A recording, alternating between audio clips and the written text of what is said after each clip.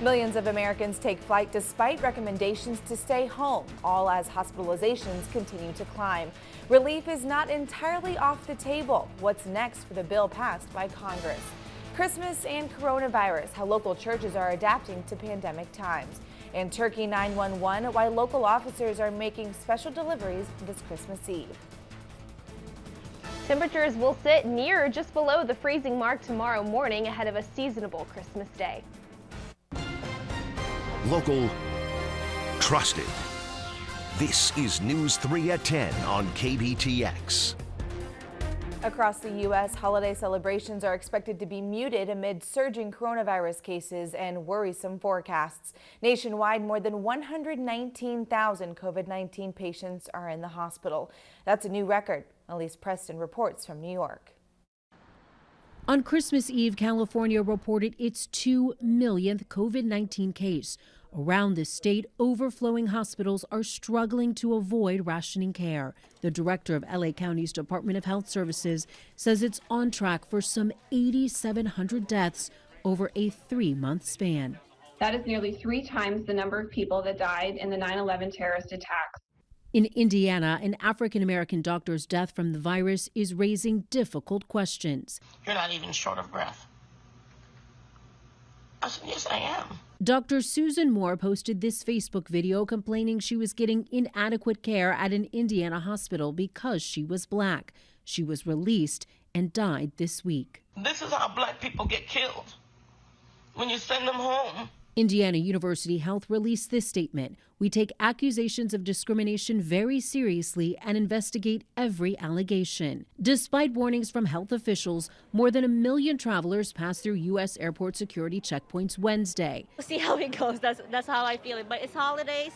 We've been cooped up since March. Maria DeMarocket says she wants her children to see their grandparents in Nebraska. And for many Americans, getting vaccinated may be further off. The goal of 20 million doses won't be reached until early 2021, later than promised. Elise Preston, CBS News. More than 26,000 Texans have died from COVID-19, giving Texas the second highest death toll in the nation.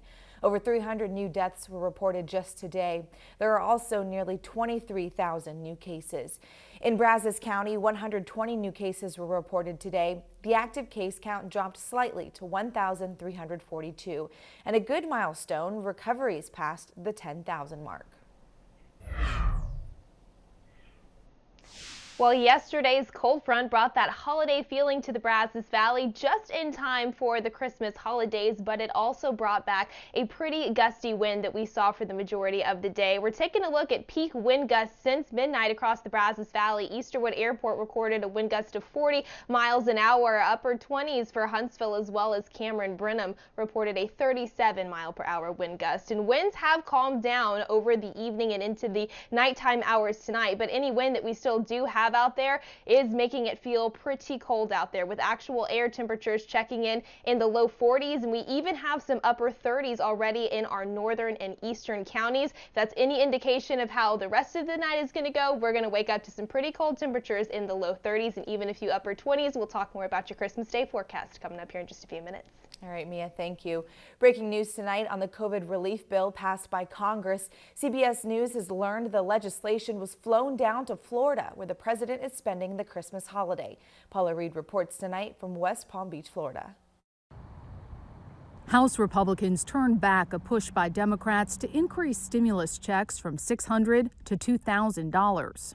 The House stands adjourned. It was a rebuke. I'm asking Congress to amend this bill after the president threatened to veto the relief bill unless payments were raised. With millions of Americans in limbo, Democrats are pushing him.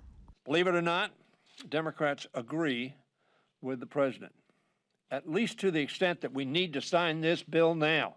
Even Republicans remain in the dark as to the president's next move. The best way out of this is for the president to sign the bill, and I still hope that's what he decides. The president was seen pulling into his Palm Beach golf club today, but otherwise laid low after unleashing fresh controversy last night when he announced a slew of new clemency actions, including a full pardon for his son-in-law Jared Kushner's father, Charles Kushner, who had pleaded guilty and was sentenced to 2 years in jail for preparing false tax returns and witness retaliation, including using a prostitute to blackmail his brother-in-law, a witness in the case. That case was prosecuted in the early 2000s by Trump ally Chris Christie. It's one of the most loathsome, disgusting crimes that I prosecuted when I was U.S. attorney. Mr. Trump also extended pardons to his former advisors, Roger Stone and Paul Manafort, both convicted on charges stemming from the special counsel investigation into Russian meddling. Of the more than 80 clemency actions the president has issued while in office, 58 were for people he knows personally, were done as a favor to an associate, or were granted for political benefit. But the president's choices were met with criticism, even from Republicans like Ben Sasse, who called the moves rotten to the core. Once the stimulus bill is physically here in Florida, the president is able to sign it quickly if he wants to. But even with millions of Americans in limbo, the White House still refuses to say what the president will do. Paula Reed, CBS News, West Palm Beach, Florida. Madison County officials are asking for help identifying this person. Take a look at your screen. They're a suspect in an armed robbery at the Midtown Feed and Beer Barn on Highway 21 at Midway this morning. The sheriff's office says they were armed with a knife and took cash from the register before taking off. If you recognize who this is, call the sheriff's office or Crime Stoppers. A reward of up to $1,000 is being offered for information that could lead to an arrest. The pandemic has presented major challenges for churches and other houses of worship this year. News 3's Andy Krause spoke to some local churches to find out what they've done in order to make their traditional Christmas services possible in 2020. Christmas services are often one of the more popular gatherings for any church.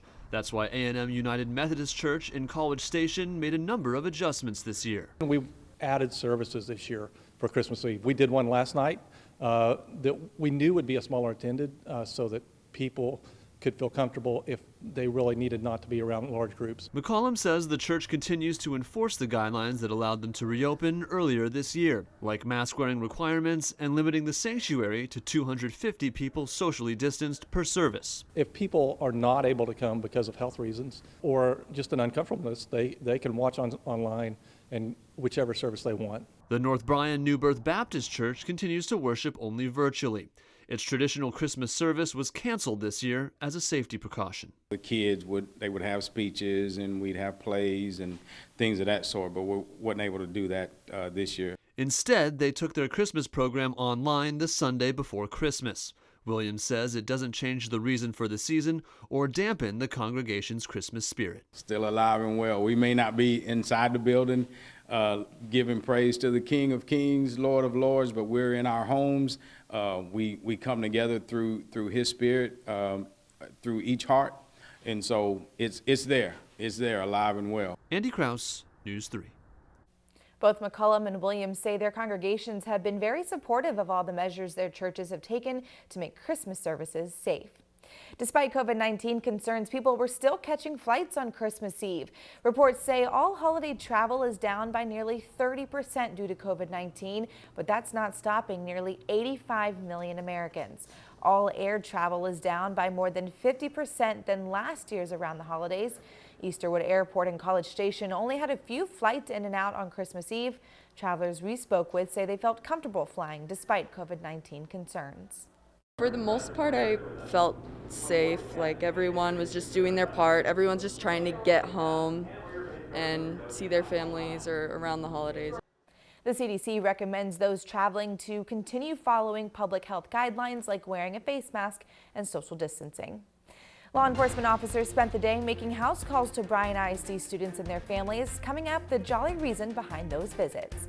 And in sports, we'll take a look at our number 8 bowl moment for the Aggie football team as we count you down to next week's Orange Bowl.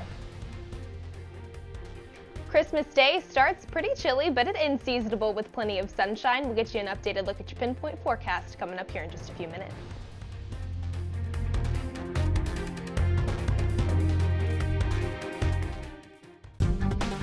Closed captioning on News 3 is sponsored by Brenham Chrysler Jeep Dodge and Ram.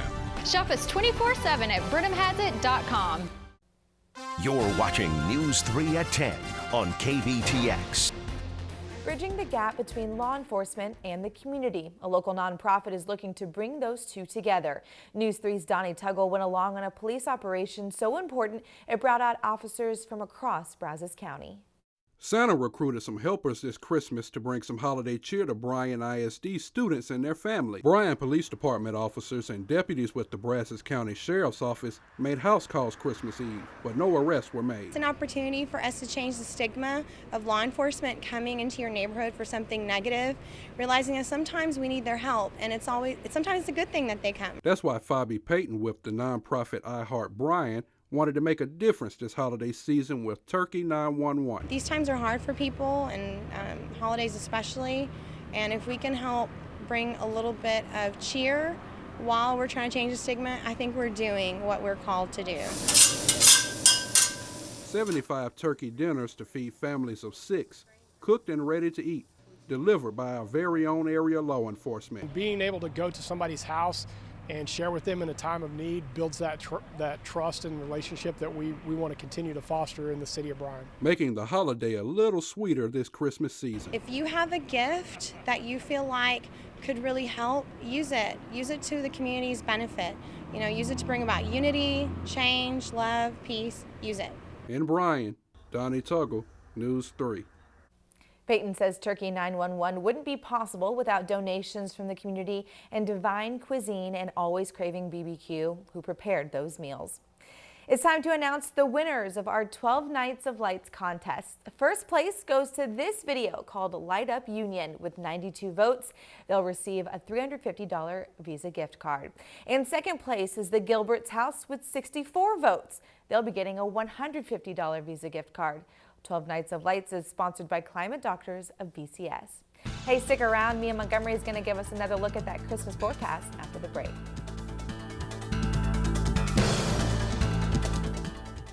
Fly-by cameras are sponsored by Norman G. Tractor. Nobody beats Norman G. Tractor. News 3 weather from the Pinpoint Forecast team is sponsored by First Financial Bank. Local bankers putting you first. And now, local weather.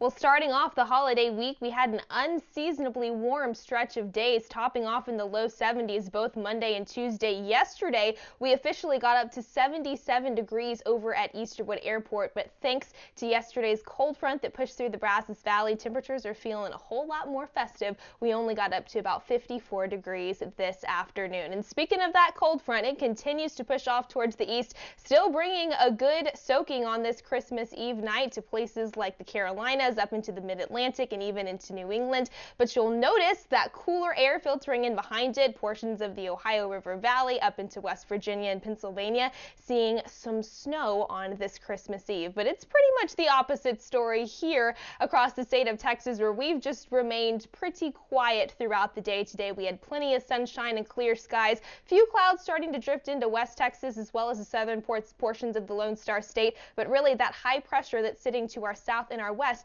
is what's keeping us pretty calm. Now, because of that, we still do have those clear skies on hand, and temperatures have been dropping because of that. Low 40s is where we sit across a good portion of the Brazos Valley. Feels like temperatures in the mid 30s for here in town, and even for folks in Caldwell. That wind has calmed down just a bit as well after pretty gusty winds throughout the majority of the day. Those cold temperatures are going to stick with us as we head into the next couple of hours, so it is going to be pretty cold out there for Santa Claus and all of his reindeer as they make their way closer to the Brazos Valley. We'll get a look right here at Santa Tracker, for he has been located here in the United States. He's located in Atlanta, just over 800 miles away, so something tells me over the next couple of hours that he will be making his way closer to the state of Texas. So it's time to put those cookies and milk out and for the kids to head to bed. But that takes us into the overnight hours, where clear skies combined with some of that drier air will allow temperatures to reach near or just below the freezing mark for a good portion of the Brazos Valley. So it is going to be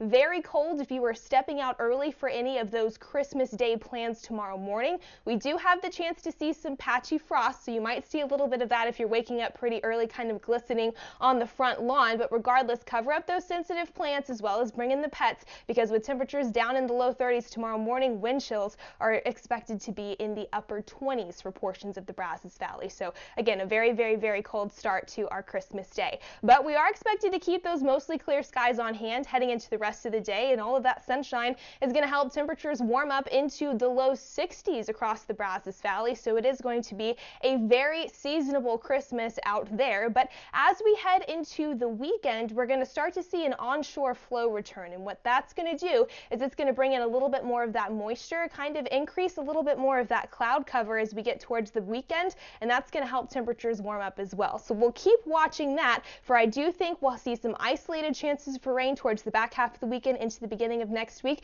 And then we'll watch for some more widespread chances for showers and a few storms with our next cold front slated for midweek next week as well.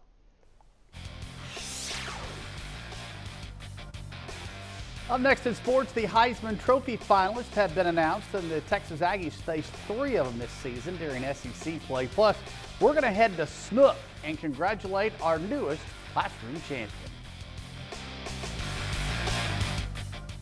Get your weather online anytime. A public service sponsored in part by BTU.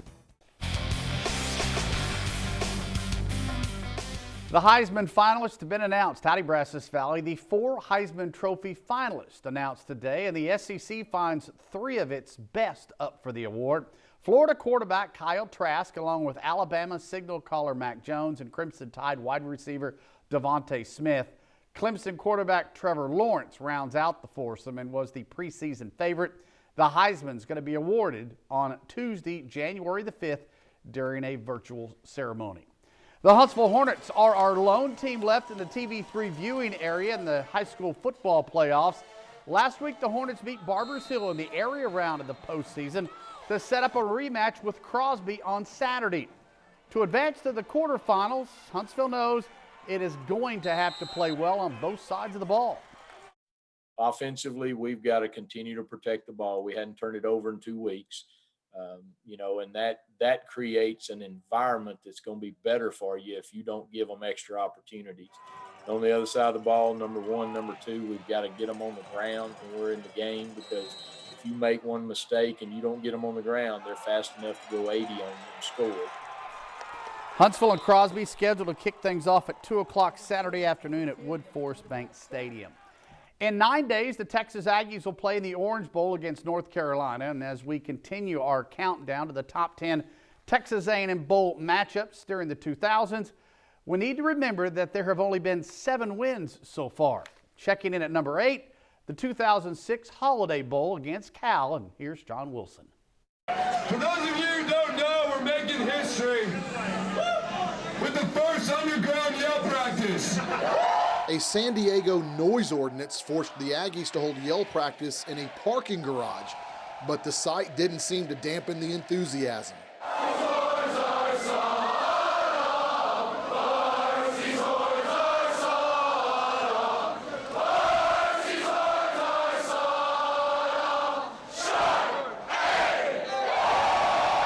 Texas A&M's matchup with California marked the Aggies' second appearance in the Holiday Bowl and their third meeting with the Golden Bears. Texas A&M jumped out to an early lead on Stephen McGee's 19-yard touchdown pass to Chad Schrader. That capped off a 6-play, 61-yard drive to put the Aggies in front 7-0. Cal would score the next 14 points. That stretch included a 2-yard touchdown run by Marshawn Lynch. The Golden Bears led 14-10 at the half. Early in the third quarter, it looked like the Aggies came up with a big stop as Lynch fumbled the ball going into the end zone. The play was ruled a fumble and an A&M recovery, but after a review, it was called a touchdown, giving the Golden Bears a 21-10 lead. Cal would not look back from that point. The Golden Bears would go on to beat Texas A&M 45-10. The Aggies have not played a bowl game on the West Coast since that 06 Holiday Bowl. John Wilson, News 3 Sports. Thank you, John. On this Christmas Eve, we are blessed to cover a lot of quality high school athletes, and some of them earned the distinction of being classroom champions. Tonight, we add Riley Green from Snook High School to that impressive list of KBTX and American Momentum Bank classroom champions. Classroom Champions, sponsored by American Momentum Bank. News 3 Sports would like to congratulate our latest classroom champion, Riley Green. The Snook High School senior has a 5.3 grade point average and is currently ranked number 1 in her class. I think she has such a strong work ethic because she feels the need to be the best person she can be and to demonstrate the best abilities that she can. So she's practicing her academia or practicing on the court or out in the field, but I really feel like she wants to be her best self. Riley is most definitely a leader by example. Like I said, she's a little more quiet, a little more reserved. She kind of have a feel for when we need her to step up on the court, and she's done that several times for us. Riley's just one that I think because she is so quiet, when she does step out of her comfort zone, she brings like a big spark on the court, and everybody seems to follow. She definitely can start a spark out there. I think I handle it pretty well. It can get stressful at times, but I just try to think of the future outcome of like getting good grades and practicing hard during practice. Ultimately, I think it builds me into a better person and makes me a stronger person.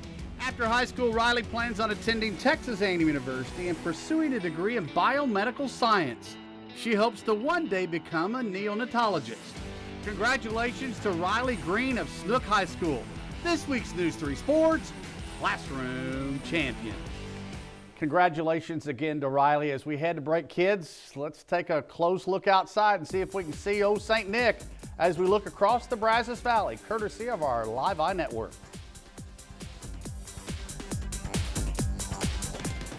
Here are tonight's winning lottery numbers, sponsored by Hinson Brand. We deliver for free.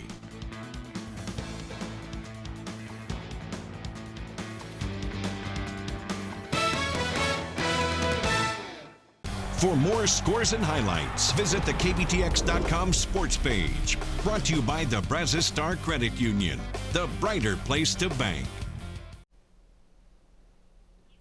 As Santa moves a little bit closer here towards the Brazos Valley, bring in the pets and cover up your sensitive plants as temperatures are expected to drop through the overnight hours thanks to clear skies to the upper 20s and even low 30s across the Brazos Valley with wind chills in the upper 20s. So it is going to be a very chilly start to our Christmas day. Some patchy frost also a possibility, but then adequate sunshine throughout the rest of the day is going to help temperatures warm into the low 60s by the afternoon hours. So it is going to be a very seasonable finish to the Christmas holiday, and then we'll start to watch for a warming trend as we get closer to the weekend. We'll introduce those isolated rain chances for both our Sunday and our Monday, and then we'll look at a few more widespread chances for rain and a few storms as we look closer to the middle of the week with our next approaching frontal system. Merry Christmas to us, because it's clear skies for Santa as he's approaching the Brazos Valley. Getting closer, hopefully, right, Mia?